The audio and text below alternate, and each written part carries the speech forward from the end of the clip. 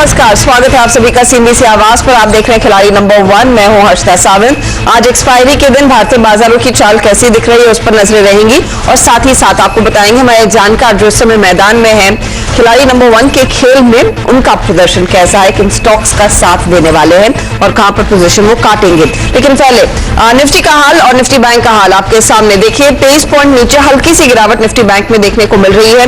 Nifty bank दरअसल 37,108 के ऊंचाई को छूने के बाद थोड़ा सा हल्का हुआ है, लेकिन निफ्टी जो है वो अभी भी उस तेजी वाले दायरे में ही है। 15,250 ये दिन की ऊंचाई थी और वहां से हम सिर्फ 20 पॉइंट नीचे है, तो डेज लो से चाल करीब करीब आप कह सकते हैं थोड़ी सी रिकवर हुई, लेकिन बहुत ही नैरो बैंड है हाई और लो के बीच में। याद रखिएगा आज वीकली एक्सपायरी है और हमारा पोल यही कह रहा है कि ज्यादातर पार्टिसिपेंट्स या फिर ज्यादातर ट्रेडर्स उम्मीद करें कि 15,100 से 15,300 के बीच एक्सपायरी होगी।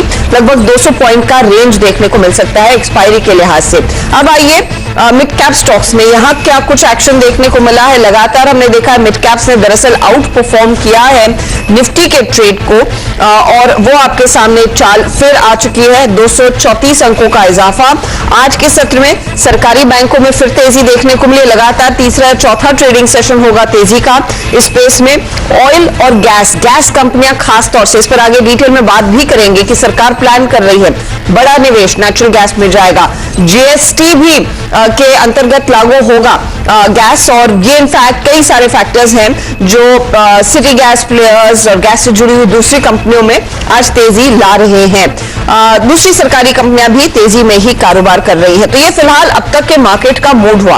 अब हमारे जानकारों की रणनीति क्या रहेगी पहले आपके सामने लेकर आते हैं उनकी अब की करंट सिचुएशन, या फिर कल 3:30 बजे तक किस तरह के रिटर्न्स बने और फिर यहां से आगे पोर्टफोलियो में क्या बदलाव आएंगे उसकी बात करेंगे। तो ये है फिलहाल कल का आंकड़ा।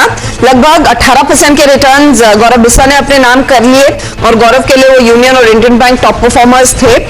दूसरी तरफ आशीष कयाल 10.41% के रिटर्न्स के साथ आगे थे। अदानी ग्रीन, कोआ कार्बन, ये तमाम ट्रेड्स इनके फेवर में गए और कुणाल शाह ने भी इनफैक्ट एक तगड़ा कमबैक दिखाया। 5% तक के रिटर्न्स इन्होंने कल कमाए। तो आज रणनीति कितनी बदली हुई दिखाई देगी, क्या मिड कैप्स के साथ ही रहेंगे हमारे जानकार जिन पर इन्होंने भरोसा किया है और रिटर्न्स फिर इस हफ्ते पॉजिटिव में रहे हैं और डबल डिजिट में जाते हुए दिखाई दे हमारे दो जानकार। चलिए सीधे उन्हीं से बातचीत करते हैं। गौरव आप एक लीडरशिप पोजीशन में है, वो पीएसयू बैंकों का दाव इनफैक्ट आपके फेवर में गया और आज फिर हम देख रहे हैं लगातार तीसरा सत्र है जहां पर सरकारी बैंकों का बोलबाला है। फिजल आउट होगा सेक्टर या फिर अभी भी आपको भरोसा है? Good morning. देखिए अगर पीएसयू स्पेस एज ओवरऑल की बात की जाए तो मैं समझता हूँ यहाँ से और अपसाइड आपको देखने मिल सकती है।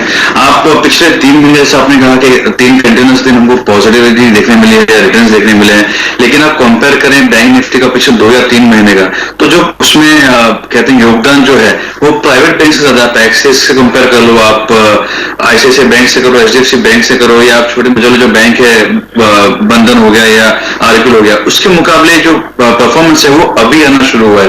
आप अगर लंबे चार्ट से देखेंगे, वीकली चार्ट से देखेंगे तो काफी सारे जो पीएसयू बैंक्स है ये डबल बॉटम बना रहे हैं, उसका ब्रेकआउट आ रहा है। तो जब ये डबल बॉटम जो कहते हैं ये काफी स्ट्रॉन्ग पैटर्न होती है, रिवर्सल पैटर्न होती है और वीकली चार्ट से तो हमें तो दायरा भी बड़ा होता है। तो यहाँ पे आपको और अपसाइड आपको देखने मिल सकती है, अगले कुछ महीनों के लिए आउट परफॉर्म कर सकते हैं। लेकिन हाँ मैं ये जरूर कहूंगा, जैसे हमने कल बात की थी 135 से करीब इंडियन बैंक की, तो आज 152-55 में अगर आप पूछो यहाँ पे बाय करना चाहिए तो नहीं, क्योंकि रिस्क और फेवरेबल ट्रेडिंग के लिहाज से नहीं है।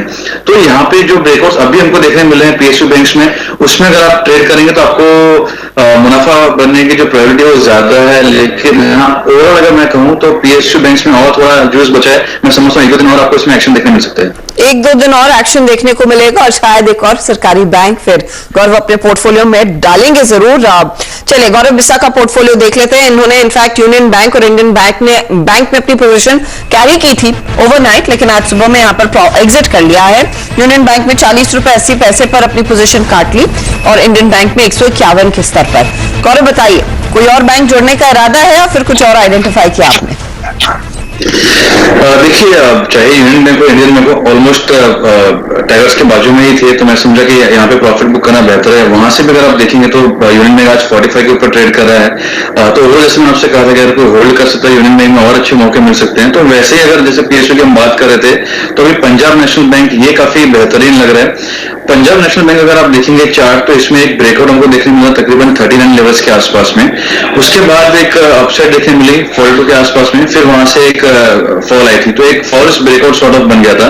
अब उसके ऊपर 42.5 के ऊपर वापस एक स्विंग हाई मारा है, तो इसको आप कंफर्मेशन ऑफ फ्रेश ब्रेकआउट कह रहे हो। प्रीवियस ब्रेकआउट को रिटेस्ट करके ऊपर जा रहा है, वॉल्यूम पार्टिसिपेशन काफी स्ट्रॉन्ग है, गोल्डन क्रॉसओवर के संकेत इसमें बनते जा रहे हैं। अगर आप वॉल्यूम प्रोफाइल अगर आप देखोगे, जैसे मैंने कल भी कहा था कि आप पिछले 1 महीने का या 2 महीने का प्रोफाइल देखोगे, वॉल्यूम प्रोफाइल वो पिछले 2 साल से कंपेरिजन में काफी ज्यादा है। तो यहाँ पे काफी एग्रेसिव टारगेट्स बनते आ रहे हैं, यहाँ से 10-12 रुपया 15 रुपये और आपको यहाँ से देखने मिल सकते हैं। तो मैं समझता हूँ पंजाब नेशनल बैंक ऐसा एक स्टॉक है जो लोगों के फोकस में होना चाहिए। 39 के स्टॉप लॉस आप होल्ड कर सकते हैं और काफी इसमें 1 या 2 दिन का काफी स्ट्रॉन्ग अपसाइड आपको देखने मिल सकता है।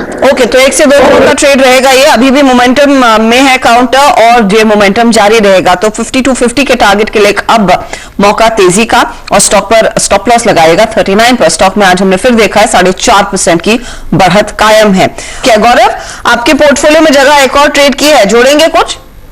अभी जस्ट 5 मिनट पहले मैंने एक एडिशन किया है, वो है एयू बैंक का। यहाँ पे अगर आप देखेंगे तो काफी एक स्ट्रॉन्ग ब्रेकआउट आपको देखने मिला था लोअर लेवल्स पे 820 के ऊपर। वहां पे एक अच्छा जो टारगेट था वो एक बार हो चुके हैं, उसके बाद फिर कंसोलिडेशन था। अब यहाँ पे डेली चार्ट पे फ्लैग पैटर्न बन रहा है, सभी मूविंग एवरेज से ये ऊपर है। आउट परफॉर्मेंस अगर आप रेलवे स्टैंड चार्ट भी देख रहे हैं, जैसे कल हमने रेलवे स्टैंड की बात की थी, पीएसयू बैंक्स की, प्राइवेट बैंक्स में अगर आप देखेंगे तो इसका आरएस के चार्ट काफी स्ट्रॉन्ग है। तो मैं समझता हूँ यहाँ पे एक काफी अच्छा ब्रेकआउट आपको देखने मिल सकता है और ये नया लाइफ टाइम हाई के करीब जा सकता है।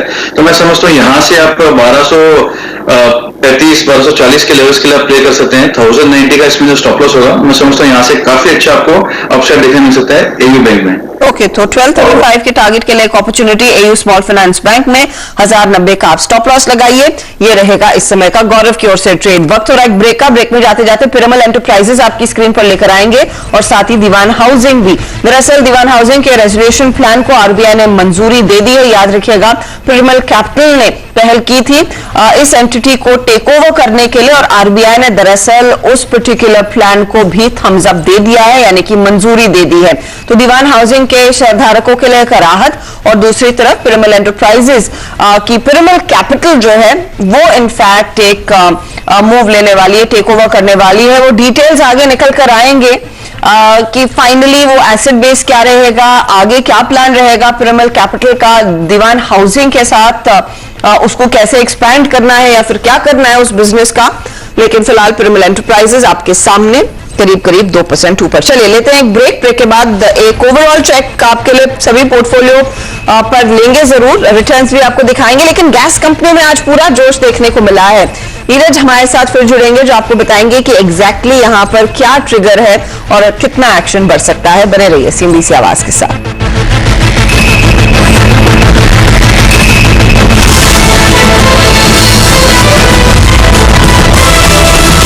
आप देख रहे हैं खिलाड़ी नंबर 1। हमारे जानकारों ने अपने पोर्टफोलियो में कर दिए हैं कुछ बदलाव, वो आपकी स्क्रीन पर आएंगे और आपको बताएंगे कि अब तक के रिटर्न्स फिलहाल क्या बनते दिखाई दे रहे हैं। तो कुणाल ने दरअसल एक ही ट्रेड नया जोड़ा है, वो है आरपीजी लाइफ का। 460 का टारगेट है, स्टॉप लॉस 422 का, और हिंदुस्तान कॉपर एचपीसीएल को कैरी कर रहे हैं। तीनों में सबसे ज्यादा कमाई किस स्टॉक की हो रही है वो भी आपकी स्क्रीन पर आ जाएगा। फिर बढ़ेंगे हम दूसरे पोर्टफोलियो की तरफ, और ये देखिए रिटर्न्स में 8% की कमाई आज अकेला एचपीसीएल कर रहा है, 5% के रिटर्न्स हिंदुस्तान कॉपर ने करके दिए हैं, और आरपीजी लाइफ आधे % के रिटर्न्स जोड़ रहा है। गौरव ने एक और पीएनबी पीएसयू बैंक को जोड़ा। 5250 के टारगेट के लिए स्टॉप लॉस 39 का रखिएगा। एयू स्मॉल फाइनेंस बैंक में भी मौका है तेजी का, 1225 है आपके लिए टारगेट।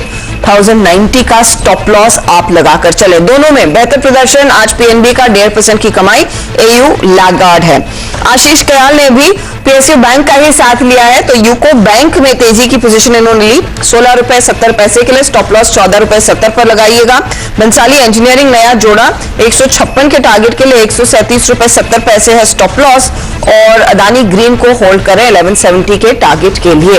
ये देखिए अदानी ग्रीन 2.5% जोड़ रहा है, 1% लगभग 2% यूको, और भंसाली इंजीनियरिंग भी 1%। तो अब ओवरऑल रिटर्न्स किसके क्या बन रहे हैं। 32% के रिटर्न्स पर गौरव बिस्सा, लगभग इन्होंने अपनी पोजीशन को डबल कर लिया है। अब दूसरे स्थान पर आ गए हैं Kunal Shah, all courtesy HPCL and Hindustan copper, और 11% के रिटर्न्स आशीष कयाल के। आज आगे क्या चेंजेस आएंगे इस पर भी हमारी नजरें रहेंगी। आप बने रहिएगा दिन भर सीबीसी आवाज के साथ। चलिए अब मार्केट पर वापस लौटते हैं।